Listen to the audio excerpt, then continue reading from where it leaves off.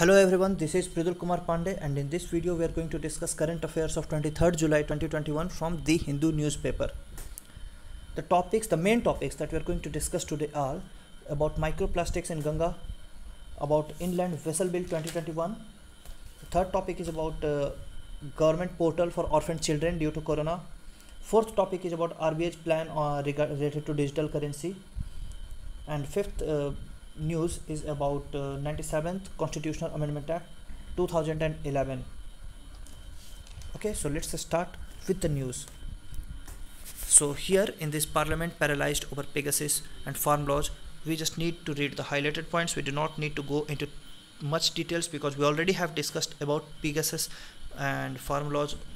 So let's start. The proceeding of both houses of Parliament continued to remain paralyzed on Thursday as opposition members staged protests over a number of issues, including the Pegasus snooping controversy, and made a fresh pitch to repeal the three controversial farm laws. The Rajya Sabha witnessed some ugly scenes and tense moments when it met 2 p.m. after two adjournment as Trinamool Congress members Shantanu Sen snatched and tore the statement being read out by Information Technology Minister Ashwini Vaishnaw on the Pegasus spyware episode. Now, Israel panel to review NSO. Israel has established a commission to review allegations that NSO group's Pegasus phone surveillance software was misused. So what this news is all about? It is about the things that are going on in our parliament, the regular protests that are hampering the parliament sessions. Parliament sessions are not going on. The Trinamool Congress MP snatched the paper and tore it apart just like we read. And the important thing that we need to know is that Israel's panel is about to review this Pegasus thing, that the misuse of this Pegasus software. Okay. So another news that we need to discuss is in editorial section in page number 6, that is limits of cooperation. So we do not need to read each and everything. Like you can read for examination point of view or for vocabulary or for getting the things here. But my concern is to aware you about this 97th Constitutional Amendment Act of 2011. See, basically we have a system of cooperatives. Okay.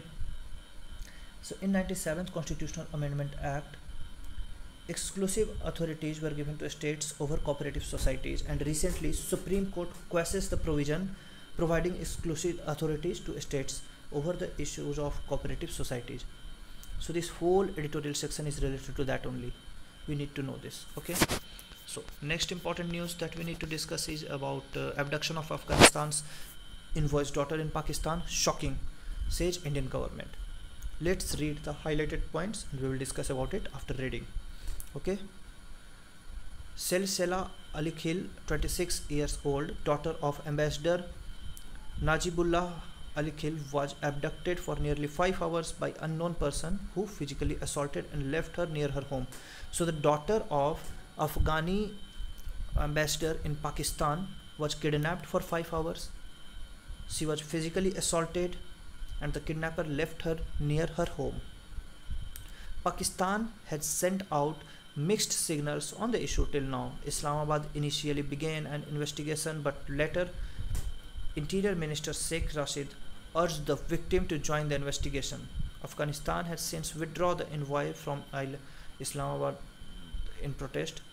Mr. Sheikh Rashid also denied that the incident did not amount to an attempt of abduction and accused India and Afghanistan of distortion of fact to defame and destabilize Pakistan. So as you see, Pakistan is claiming all this to be not so serious thing, and all this do not actually have happened in the way we are explaining, like India and Afghanistan are explaining. This is the claim of Pakistan, and India is giving the shocking reaction on this news. So all these things are keep on happening to make allies and enemies. Okay. So next news is about President-elect of UNGA, United Nations General Assembly, to meet Pradhan Mantri Modi, Prime Minister Modi today. His name is Abdullah Sheikh. He is about to meet Prime Minister Modi. He said he would support India's ongoing campaign for United Nations Security Council reforms and for permanent United Nations Security Council seat, because India is the temporary member and the temporary seat is provided for 2-year period to after voting. So India is not a permanent member, so he's saying about that only, that it will support India to be the permanent member of United Nations Security Council and in its ongoing campaign for this UNSC reforms. Okay. The next important news is that we already have talked about in introduction, that we will discuss this news. The first news that is about the microplastics in Ganga. Let's first read the highlighted topics. An analysis of the stretches of river Ganga by Delhi-based environment NGOs, Toxic Link. Toxic Link is the name of the NGO. Okay, has revealed pollution by microplastics defined as synthetic solid particles size ranging from 1 micrometer to 5 millimeter, which are insoluble in water. Another important highlighted thing is National Mission for Clean Ganga, and microplastics are recognized as major source of marine pollution, and highest concentration of such plastics were found at Varanasi.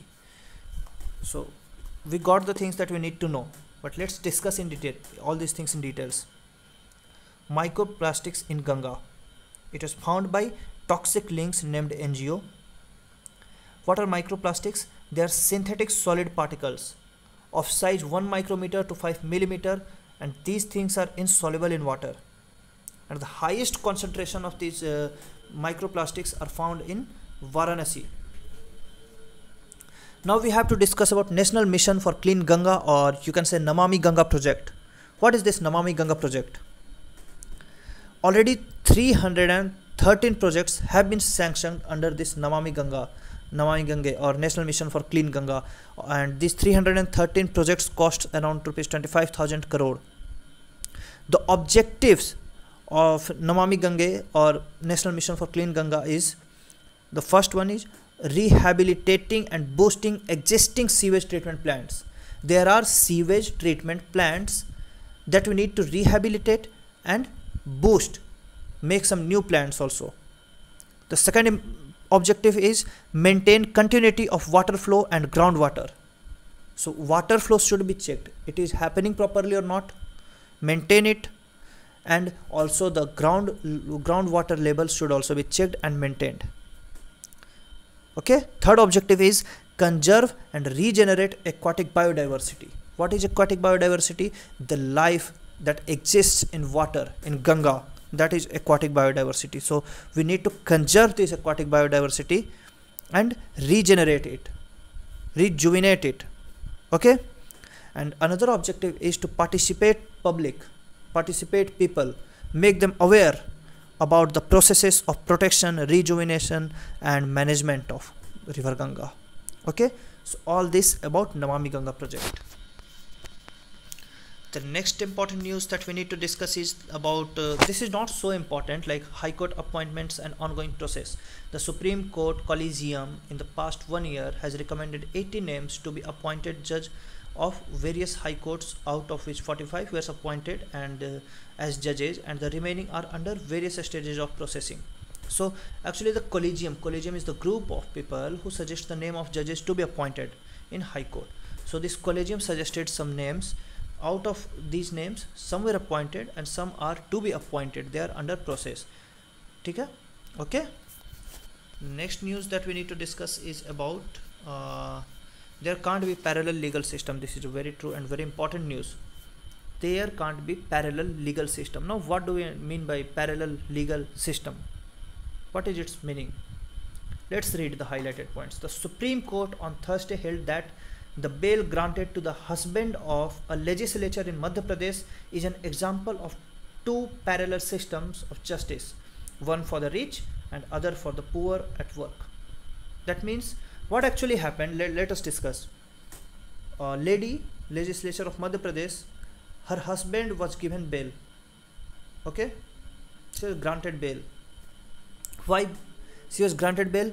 Because he was the husband of a legislature of Madhya Pradesh. So this shows the inequality in treatment by judiciary, right? Like they treat poor people, common people in another way, and rich or powerful people in a very different way. This is clearly visible here. a grave error. See the sub-headline, a grave error. The bench termed the High Court grant a bail to a man with criminal antecedents who has been evading arrest a grave error. It is a grave error. It is a very big error. It is a very big mistake. And again the Supreme Court said the independence of the judiciary is the independence of each and every judge. Like we always know, we always read about it, we always hear this, that judiciary is independent. So independence of judiciary simply means the independence of each and every judge of our judiciary system or judicial system. The case pointed to a larger malaise of application of political pressure on trial of judges. A judge expressing fear for his own safety in case involving the husband of a powerful person did not bode well in the entire judiciary. A judiciary that is susceptible to such pressures allow politicians to operate with impunity and incentivize the criminality to flourish in the political apparatus of the state. Like this simply means our politicians will become more corrupt if judiciary will not act independently. If there will be some kind of political pressure on our judges, they will have some threat of life or any other kind of threat, like threat to their families. If they are afraid of all these things, they will not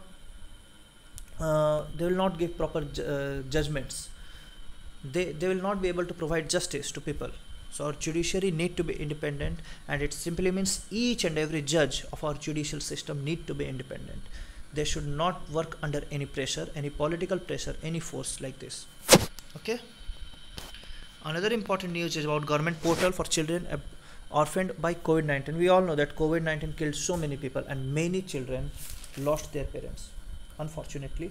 So what our government did, our government launched a program, and it launched a web portal, online portal. This online portal is for orphaned children, and any citizen like you, me, or anyone can share details to help their child. If you know any child who was orphaned by COVID-19, you can now share his or her details with the union government on a web portal and help the child claim benefits under the PM Care schemes announced earlier. And the website here is www.pmcaresforchildren.in, pmcaresforchildren.in. That is www.pmcaresforchildren.in. Now it is running in all states and union territories, and Ministry of Women and Children Development is looking after this. Who are eligible children for this? The children who lost their both parents, or the children who lost their lone surviving parents. That means only father or mother who was alive, and that one parent died because of this corona. Or the children who lost their legal guardian. Legal guardian means the children who are under some legal guardian, maybe because their parents are no more, or because of any other reasons, right? If they have some legal guardian and that legal guardian died, they also come under the purview of this PM Care thing. Okay, this portal, you can update the detail of the children in this portal. And adoptive, the children who lost their adoptive parent, like some people, some family, any couple adopted a child, and that couple died during this corona. So again, that children is also eligible. Now what are the benefits that the children are going to get? The first benefit, there are three kinds of benefit the children are going to get. The first one is rupees 10 lakh of corpus amount when they attain the age of 18 years. They will be given monthly stipend for higher education after attaining the age of 18 years, and they will be provided with 5 lakh health insurance under Ayushman Bharat. Okay, so we discussed eligibility, we discussed three kinds of benefits, and we discussed about the website. I repeat the website once again, www.pmcaresforchildren.in. It is highlighted here in green color. You can simply go to this website, and if you know any such children, you can just update the detail to help the child. Okay.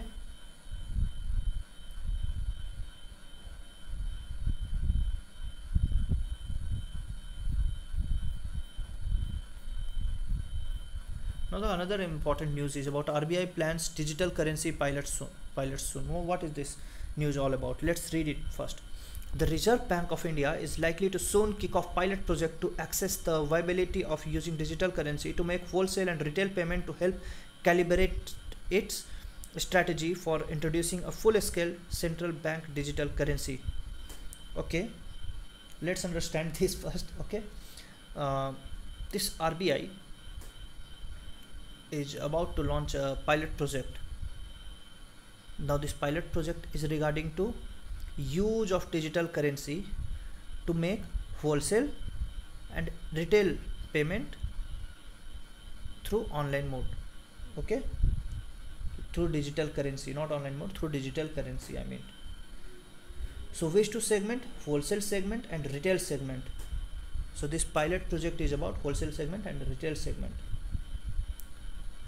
Okay, and they it is their strategy to introduce a full-scale central bank digital currency, CBDC. Now what is this CBDC?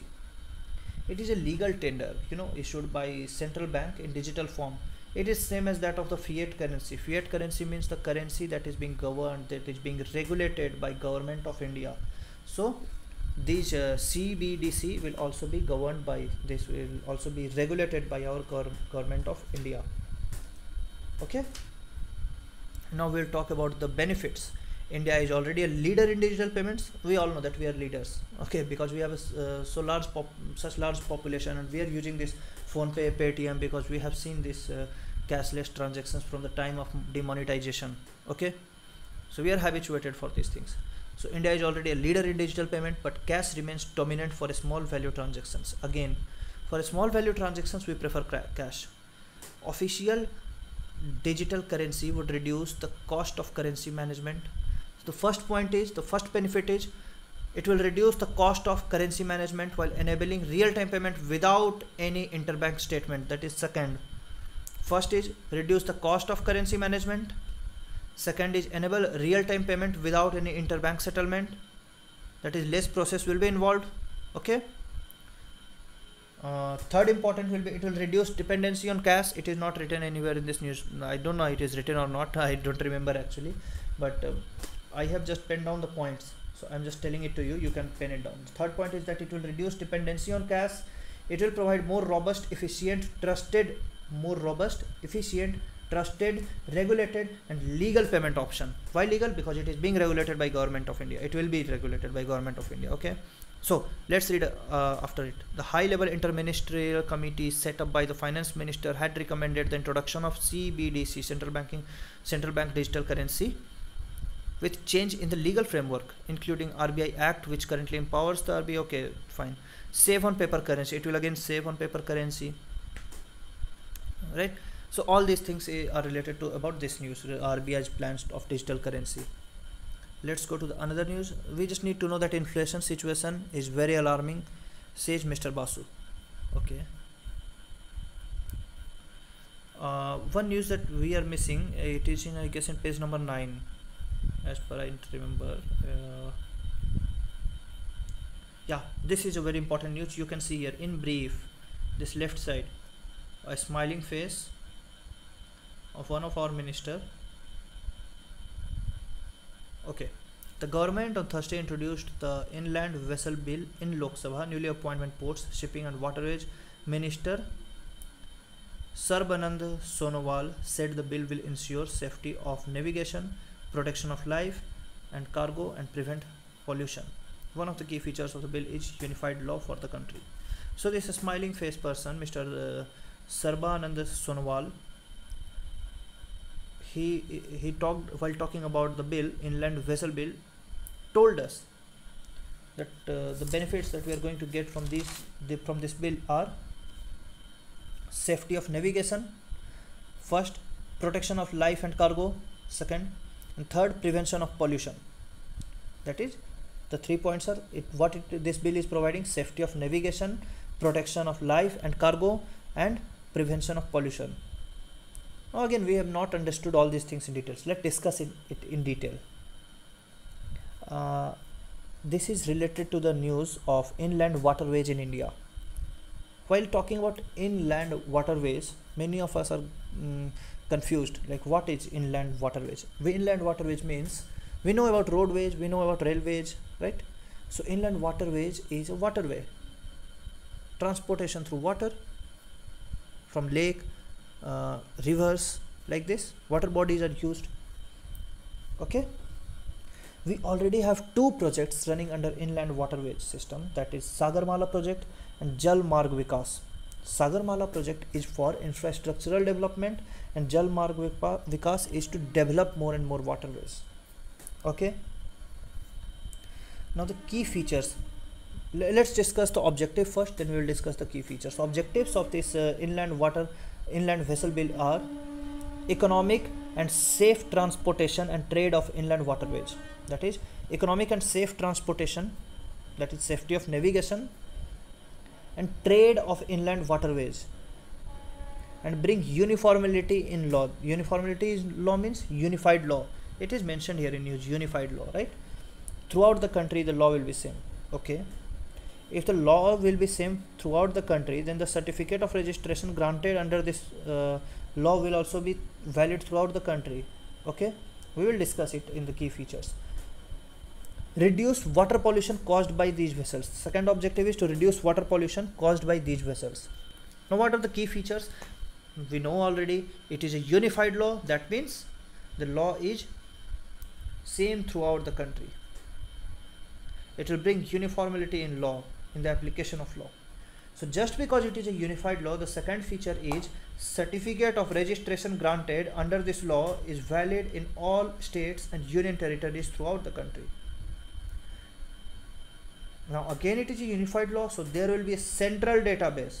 That central database will be having the details of each and every vessels. So all these things are related to this inland vessel bill 2021 that we need to discuss, that we need to know about this bill from examination point of view. So all this for today's current affairs. If you feel that this news, this session is bringing some value to you, just subscribe the channel, like the video to motivate me, and share it with your friends also who are preparing for government examinations. This video can help them as well. Thank you so much. See you tomorrow. Bye.